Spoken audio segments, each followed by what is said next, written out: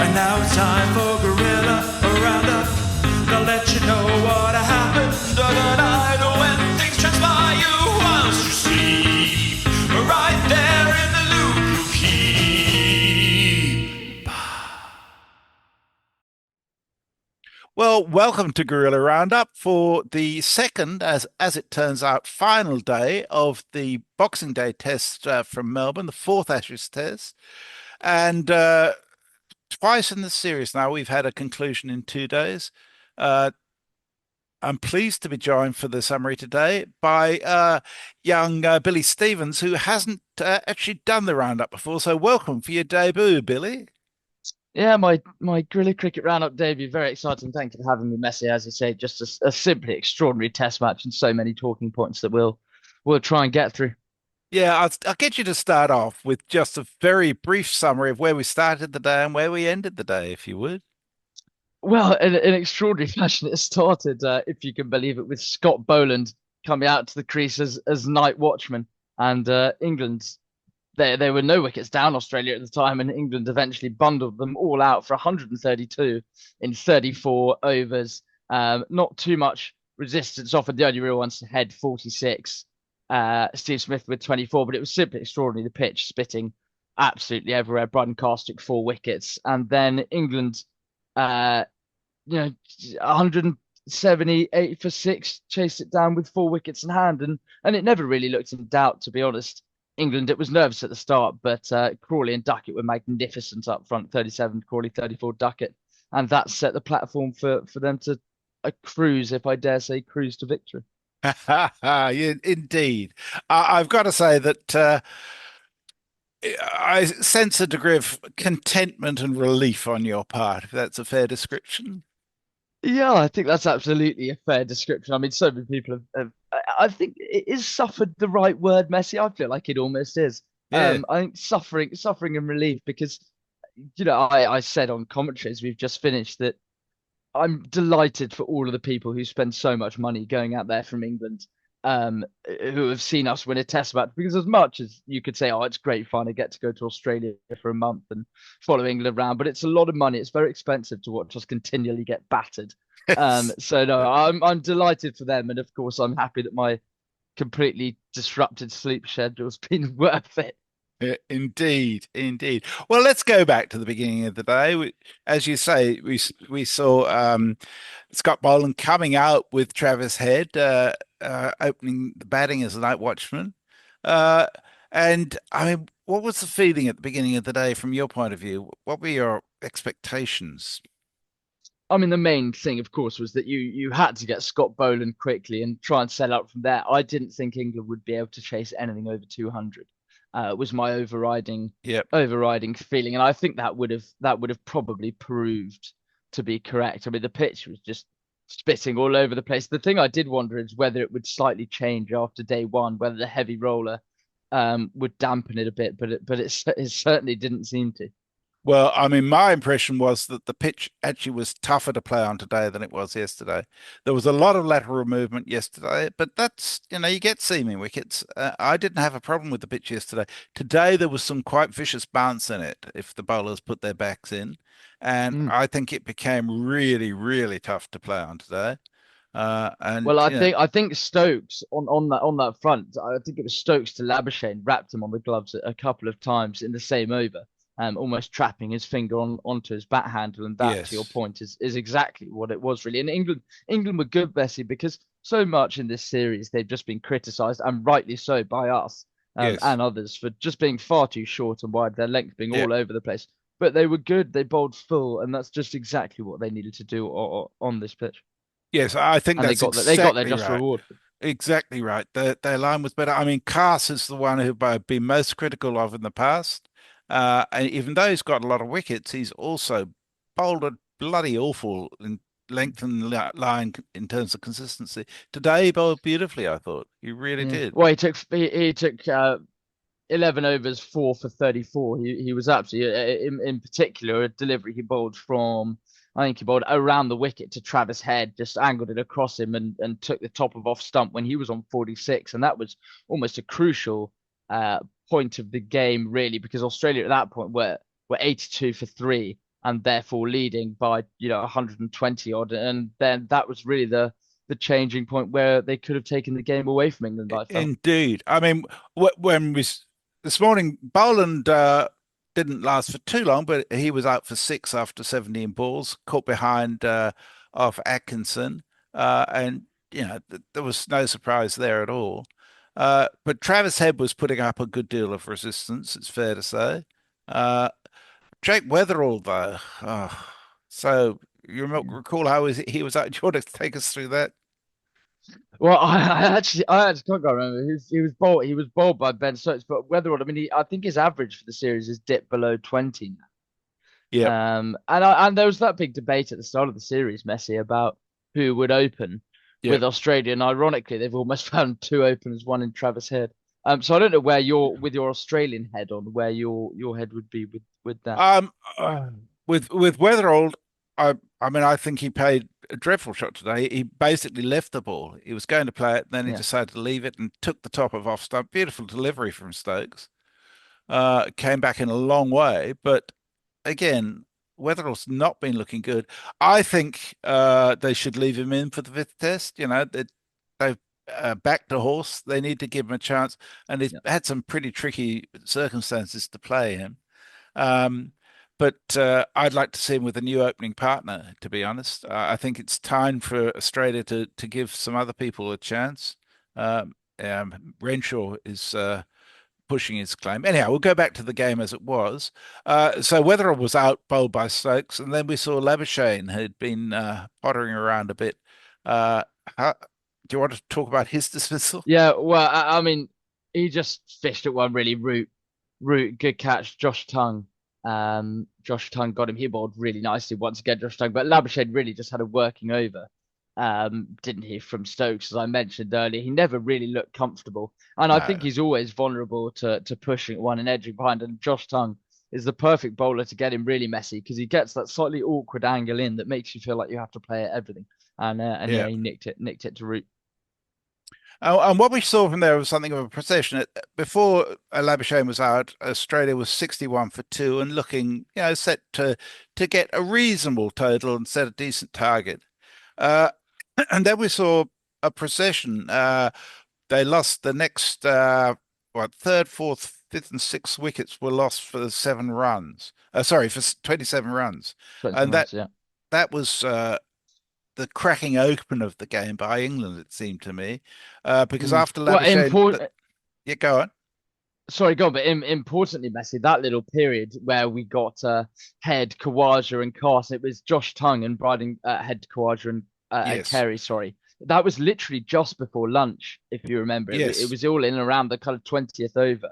yeah, So that really suddenly meant, and that was the momentum switch because it would have been Australia going into lunch with them on top, as yes, whereas that just switched it to be England suddenly very much in the driving seat, really, and Carson Tongue bowled in well beautifully. And I think it's important to remember, Bess, we haven't mentioned this yet, but Gus Atkinson pulled his hamstring and went off of very early in the course, day, yes, which meant that yes, others had to do a lot of the work. And I thought Stokes actually, we've criticised him tactically at times in this series, but he managed his bowlers perfectly, I thought, and they were yeah. awesome just before lunch. Well, I mean, luckily, when you've got an innings that's only 34 and a half overs long, you can get by Yeah, with yeah, three yeah. bowlers.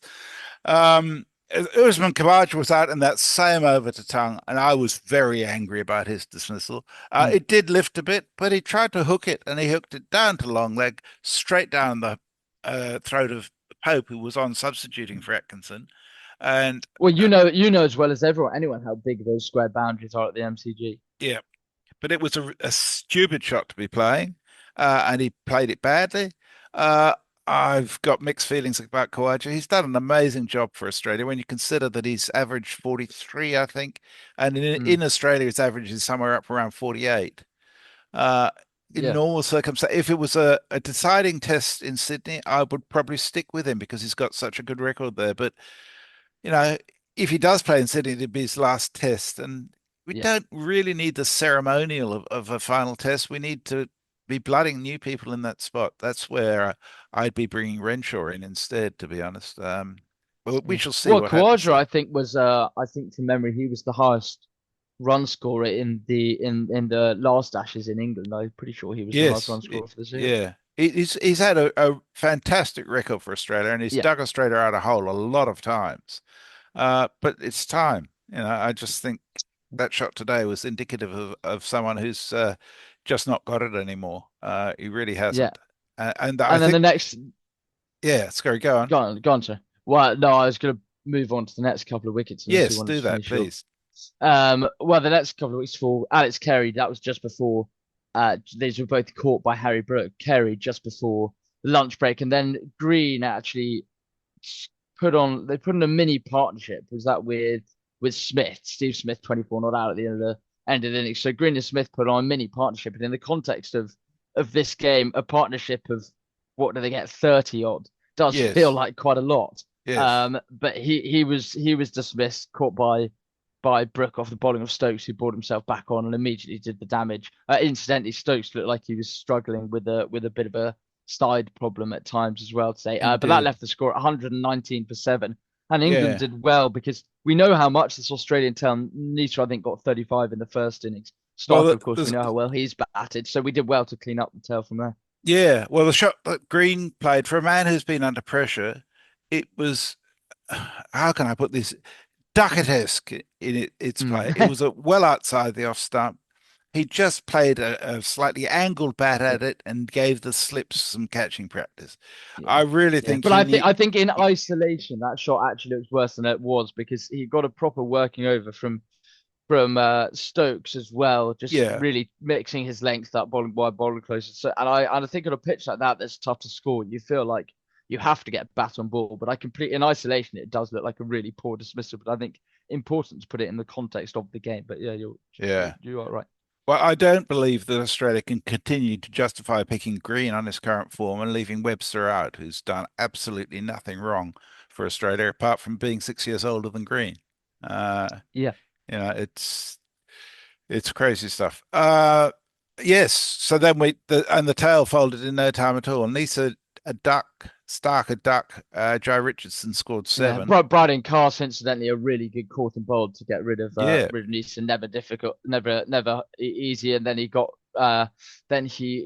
Stark very soon after, caught by Root, and Richardson soon followed for the England bowling figures just to round that up. Carse the pick of them, 4 for 34 in his 11 overs. Atkinson, as I say, went off injured, 1 for 20 off his five.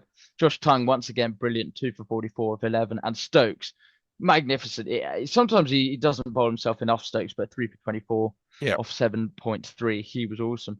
And so that left England with 175 to chase, which I don't know what you thought at the time, Messers. I thought that's all about the start, really. Yes, If yeah, you can get yourself to 40 for none, then you're kind of there, which is yeah. sort of as it panned out. But did you think that that was a very gettable target for England, or do you think Oh, they'd very really much struggle? so. Particularly given the fact that, uh, I've been very critical of Baz Ball, whatever that means to you, in the way it's been applied in the past.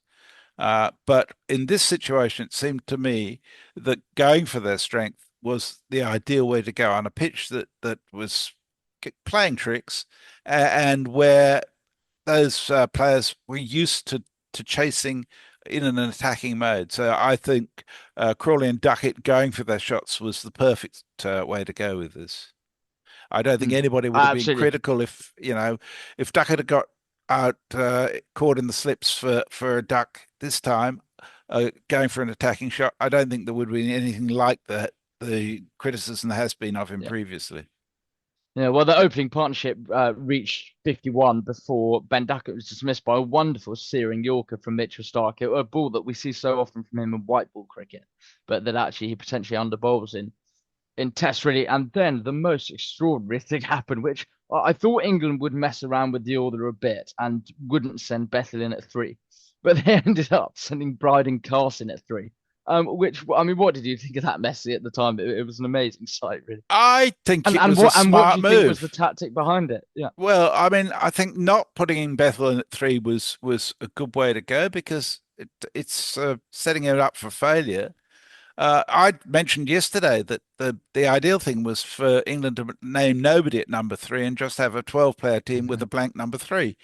And this is almost the same. I mean, he only made 6 runs off 8 deliveries, but it was long enough to just sort of give Yeah. Bethel time to breathe before he had to come in and bat next.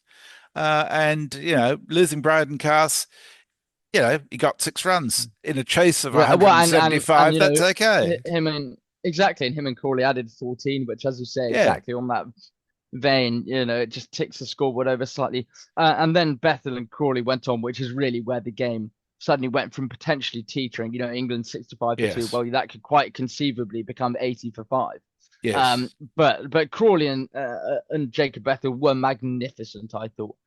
Bethel in particular, not easy to come in this situation. He's played 3 first-class games all year. It's, he's never played an Ashes Test match, let alone one down under. And he was brilliant to get 46, and he just looked so in control. Don't you think? He looked so. His technique just looks far better than Ollie Pope's. Yeah, I don't disagree. I still think he shouldn't be batting at three in any circumstances. I just don't think it's right for him to come in at number three, in in a place where he hasn't had a huge amount of experience. You want someone with real experience at number three. And I really think if Root has a care for the team, he should say, "Okay, I'll do three." I really do. Yeah. Um, I'd but hesitate to agree with that, to be fair. I mean, Bethel is like a lot of players in this team. They've got heaps of talent. What they don't have is a lot of experience and a lot of, as Bear Well, says, application. and yeah, well, I would say nous, cricketing nous, Yes, Messi, yeah, playing yeah. the wrong shot at the wrong time. Well, But Crawley and Bethel absolutely broke the back of it. Crawley was eventually dismissed, LBW, I think it was, yes, by Scott Boland, Yep. with the scoreboard on 112. And then all England really needed were just some mini partnerships. And that's exactly what they got. Joe Root came to the crease. He got 15 before he was dismissed by Richardson, LBW, just about umpire's call, but Richardson got the on-field decision, and that helped him out there. Brooke 18 not out in the end to win the game. Root incidentally was absolutely fuming when he got out, as was Stokes, who was caught late on slashing a wide ball from Mitchell Stark. Stark gets him again. He was out for 2. Well caught by Alex Carey. Indeed. And then that's kind of, and you almost thought, and I said on commentary, I know it was suddenly Stokes was out flashing at that wide one, and suddenly, England still need 10 runs with 4 wickets remaining, which sounds an extraordinary thing to say, but when we've had this much suffering, Messi, that's the kind of thing you start thinking about. Well, this is a year after India lost 7 wickets for no runs in South Africa, so weird things can happen these days. So yeah. Yeah, so anyhow, I mean, they eventually got over the line. 32.2 overs the innings. In total, the innings lengths in this match were 45.2 overs, 29.5 overs, 34.3 overs, and 32.2 overs. I mean, it's the exact reverse of Perth, really, isn't it, Messi? Yeah. Of course, England didn't do it in quite that swashbuckling style of Travis Head in Perth, but it remarkably similar. Absolutely, absolutely. I mentioned this to Will last night, and he wasn't having the fact that England were in as strong a position here as Australia had been in Perth. But as it turned out, it's exactly what happened. So, just looking at England's performance overall, it's very hard for batters to take much guidance out of what happened in this match because of the pitch. I think it was a pitch just on the pitch. I'd love. So for those of you who don't know, in Australia, where you can explain it better than me, but they have something called drop-in pitches at pretty much all of the test grounds. No, Perth, Adelaide, and Melbourne. Okay, Perth, Adelaide, and Melbourne. And that's all for the AFL, isn't it? So basically, they pretty much they cover them up. And essentially, it just apparently they left 10 millimeters of grass on it when last year they had a 5-day test match, which went down to the wire, and they had 7 on it. So I can't understand why they changed it, and that's what everyone in the know saw the pitch was all saying, that it was all to do with the thick, thatchy grass, which was causing all the movement. Yes, I think that's right. The groundsman said that he'd left the thatch on because it was forecast to be hot on days 3, 4, and 5, and he wanted to leave some capacity to keep it bound together and some moisture in it. But it's nothing to do with it being a drop-in pitch. It's to do with the actual preparation. The drop-in pitch technology is now really good. Okay. It's a matter of how you prepare the drop-in pitch that you've already got there. So yeah, but I do think today, I to be fair, I think the England bowlers got more out of it today than the Australian bowlers did, with the possible exception of Stark. They managed to get some balls to rear in a way that I didn't see the Mm, Australians do, and I don't know whether that was lack of effort or it might have quietened down a bit because the sun had been shining for the day. I don't think that had an impact, a significant impact on the match, though, in terms of the final result. I think it it wasn't a pitch that should have been served up for a match that was scheduled to go for five no, days. no. And Because also a nightmare for Cricket Australia. As I said now, I think yeah, they're scheduled to lose $13 million. And they lost, I think, £3 million yeah, at Perth, yeah, Perth. So it's an absolute shocker for them. And it was almost going to be all but sold out tomorrow as well, I think. yes, yeah. So Well, that we would have hadn't, been another 94,000 in, or yeah, however many it would be. yeah. There'll be a lot of questions asked in that regard. The fact that Australia has lost the Test match in Australia against England for the first time in whatever it is, 15 years, 16 years, is remarkable only because it's taken so long, it seems to me. Mm, I think it did show up that the Australian batting lineup is pretty fragile, particularly when you haven't got people like Smith performing the way they used to. And they've relied on Head and Carey a lot for this series. Uh, so I think, yeah, Australia faces a period of renewal both with batting and bowling over the next few years. I think they're going to be extremely vulnerable when they hit England in 1927. mm. Sorry, 2027. Um, what's your feeling about England from here? I mean, it'll obviously buy them a lot, but does it change anything Yeah, much? look, I briefly mentioned to Bear, and I mentioned to a couple of mates, how angry would you be if we, obviously I want England to now go on and win in Sydney and make it 3-2. Yeah, But I think you'd be pretty furious. All the arguments about preparation and everything. Our two best performances have come in Adelaide and now here when we had two proper games to warm up. yes, And yeah, England will try and dodge that question, but there is no doubt about it. That is yeah, absolutely what's happened, Messi.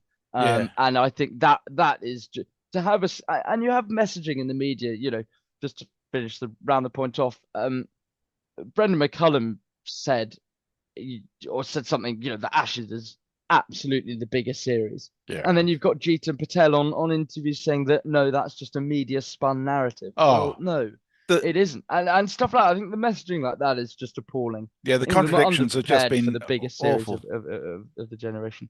Well, I think you're And there well you go. aware I'm not a big fan of McCallum. I don't even know what he bloody does, to be honest. And I think, technically speaking, England are hugely lacking in coaching. Just Well, basic he skills doesn't like believe in fielding. For fuck's he or sake. they don't believe in specialized coaches. Well, Um, the so there the we go. the catching. I mean, I know there's a pink ball excuse in Brisbane, but the Yeah. catching It was, has improved over the last test matches, though. You have to be fair. yeah, it They've has. been really good over the last two tests. Well, Jack's dropped a sitter today, but even so, True. I just think to not have really specialized fielding coaches and really hard training sessions for fielding is crazy. And they don't do hard training at all in anything, as far as I can tell. That's a cultural thing in Australia. It doesn't matter if it's a test Yeah. match or it's a grade cricket thing. The training is hard work, and people take it really seriously. And I don't know if that spreads through the whole of cricket in England, but certainly the coach should have a huge impact on that. I just don't have much time for McCullum, to be honest. I know that English supporters got a lot of joy from the change that came about when he made people understand what self-belief could do, and I think that was very Mm. important. But there's only so much that It's does. gone too far, though. We Yeah, needed that. We needed that for a period of time, and now it needed to be dialed back and have the more more what we've Technique. seen of late. Yeah. But there we go. No, it's magnificent. There you can't. I don't think anyone would begrudge England's victory. You've had some unbelievable No. players, as I was saying. Root, now Stokes. They finally won a Test match in Australia, and I think they would have retired pretty devastated that they hadn't Yeah. if they hadn't. Yeah, I think So there that's we go. true. So we'll go to Sydney in a week's time. And everybody's got a nice break. No doubt there'll be a few hostelries England will around. get on the pit. England will get on the piss, won't they again? That Well, seemed to work. do you mean the Barmy Army? Well, it didn't really work No, because I mean Ben Adelaide. Duckett. Yeah, but it didn't work because he did it before Adelaide. No, So I it's know, only I know, since I he's know. recovered that it's actually been any good for him. So I think they will manage themselves rather better than they did around Noosa because the stories coming out of that, leave Duckett aside, he was a sacrificial lamb almost, but the lack of discipline that was involved in all of that just left something to be desired, it seemed to me. But so we'll go to Sydney. Do you see any changes? Well, there's obviously going to be some changes if Atkinson can't bowl Yeah, for Sydney. I think it'll be Potts in for Atkinson, and that will be it. I mean, you can't make any other changes, can you? It would only be Fisher coming in, and that would seem a bit ridiculous to me. Yeah, And they've had enough of a breath. They would have had enough of a rest, and they've not been overly taxing this Test match. Bryden Castle would be the only one to come out, but I think he'll play all five. So there we Yeah. go. They'll want to play all five. He'll want to play all have five. they kept any of the Lions squad over here? Do you know? No, they've all gone home. I just find it extraordinary that there's not a single backup batsman anymore. If one of your batsmen had gone down, what would you do? Yeah, exactly. Yeah. Well, you fly someone out, but Yeah. you're right. And as I said to you, that I'd certainly be looking for some Australian changes in Sydney, but whether they have the guts to do that or not, I don't know. I should say that the preliminary long-term forecast for Sydney suggests a little bit of rain in the first 3 days, but yeah, you never know with Sydney. It can change overnight, so we'll wait and see. Hopefully we'll get a full Test match then. But I just want to say thank you very much, Billy, and thank you very much to all our listeners and supporters, particularly the Patreons and those who've been super chatting us. If you'd like to support us, please go to patreon.com/Guerilla Cricket. You'll see the options there for supporting us on a regular basis. We rely on our patronage to do things like pay the rent and the various internet subscriptions and things that we rely on to do this. So we appreciate that help. We'd love a little more if we can get our hands on it. Anyhow, thank you, Billy. Congratulations. No, it's great to see you really happy. Yeah, there we go. No, it's nice. It's nice. It's a rare thing, a happy Englishman, Messi, but it's been a magnificent Boxing Day. Excellent. Good to hear. Thanks, Billy. Bye-bye. There's the bear in there, and Hendo as well. There are jingles they play, and swear words to yell. But come along and join the fun at Guerilla Cricket.